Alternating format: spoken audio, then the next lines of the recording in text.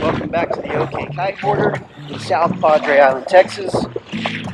Balmy 44-degree weather.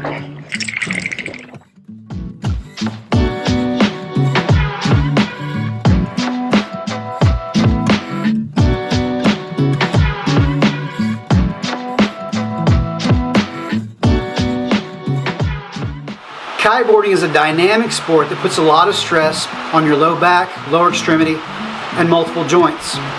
Therefore, we have to start in a weight room with dry land training, focusing on more functional training. Gone are the days of the bodybuilding workout. We've got to get outside of that bubble. Look, these workouts for bodybuilding may look great aesthetically on the beach, but they just don't carry over into performance and injury prevention on the water. This episode is not a systematic workout plan, but more of an entry-level exposure of us changing the way we think about workouts to making it more functional on the water and then building on that foundation. Core strengthening focuses on the muscle deep to the abdomen that then surround and connect through the thoracolumbar fascia to the spine. These are not the look good six-pack muscles that everyone wants to talk about. These muscles are deep to those. The transverse abdominis and the multifidi muscles are a couple of the most common that make up this complex. They provide support as a muscular corset. A muscular corset, which provides support through your low back and spine. The first thing we need to be able to do is to be able to activate our core. Now, this is not breathing in and flaring our ribs. This is not activating our transverse abdominis. The way that we activate our transverse abdominis, the deep core muscle, is by belly button to spine. So think of bringing your belly button into your spine. Another way to think of this is as if you're blowing up a balloon.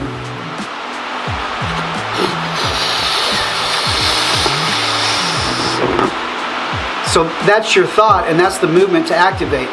If this thought is not working either, then we can become a little more graphic and say, think as if you're going number 2.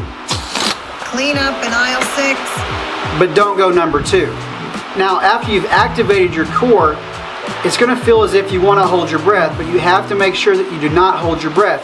You have to be able to breathe over this activity, and we're going to use this base foundation on every activity going forward for every exercise, even on the water.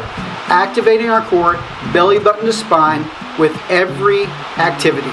Gone are the days of single joint, single plane, supported exercises on machines. We have to start thinking about the ways that our bodies perform and trying to replicate those activities in a more difficult yet controlled environment to strengthen ourselves. Let's begin by looking at the planking exercise.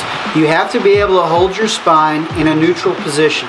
If you're not able to hold your spine in a neutral position and it starts to sag on you like a suspension bridge, then discontinue that exercise. Or maybe modify it to make it less stressful with less strain so that you're able to perform it successfully. This neutral position can be used for core strengthening in a number of different ways, even if your primary focus is not core strengthening. For instance, maybe you're looking at a chest workout and that's your primary focus. Think about using unstable environments to train your prime mover, here being the chest, and then adding those environments to test your core and your stabilizers to strengthen them as well. So here you're getting the benefits of core strengthening, stabilization training, and still working your chest. There are endless variations and modifications to this application. No matter the activity though, use your exercise as your test. If you are not able to hold neutral spine and control your core with these activities, then either discontinue the activity or make it easier by making the resistance less or your unstable environment not as unstable. If you're able to do rep after rep after rep continuously, then make that exercise more difficult. Again, use the exercise as your test. Perform activities in an athletic standing position and then add in an element of balance. Here's an example of progression of a lateral raise with an initial emphasis on shoulder strengthening, but we now add on top of setting our abdominals a rotation to our opposite foot with a single leg squat, and then progressing here with a less stable environment on a bosu. This simple movement is working stabilization through multiple joints addressing balance, it's activating core strengthening, and it's still working the deltoid with a shoulder raise. Challenging balance in your activities, even when just simply performing bicep curl, seems like it's a simple idea, but when you start to jump on a foil board or on a surfboard, your neuromuscular synapses will thank you. The Swiss ball or exercise ball can be a really good, cheap option to use for core strengthening and stabilization training. Even just tall kneeling on the ball and working to your outer limits while tall kneeling is going to improve your core strengthening and control. You can take this all the way to the level of even doing, in a safe environment, ball squats while standing on the Swiss ball. Think of all the activities between these two spectrums to try to challenge your core musculature and increase stabilization and balance training. Other tools that can be purchased are balance boards, BOSUs, cables, etc. But even just standing on a pillow gives you an environment that's more difficult than your normal environment and is going to challenge your stabilizing muscles. And it's going to train your body to become more proprioceptive.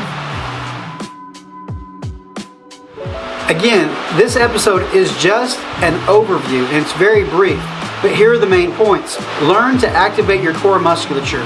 This activity is going to be used in all your activities in the gym as well as movements on the water. You have to be able to do belly button to spine to activate your core with all activities. If you are performing a traditional weight training program, how can you make it more challenging, more difficult to focus on core training, stabilization training, and balance training?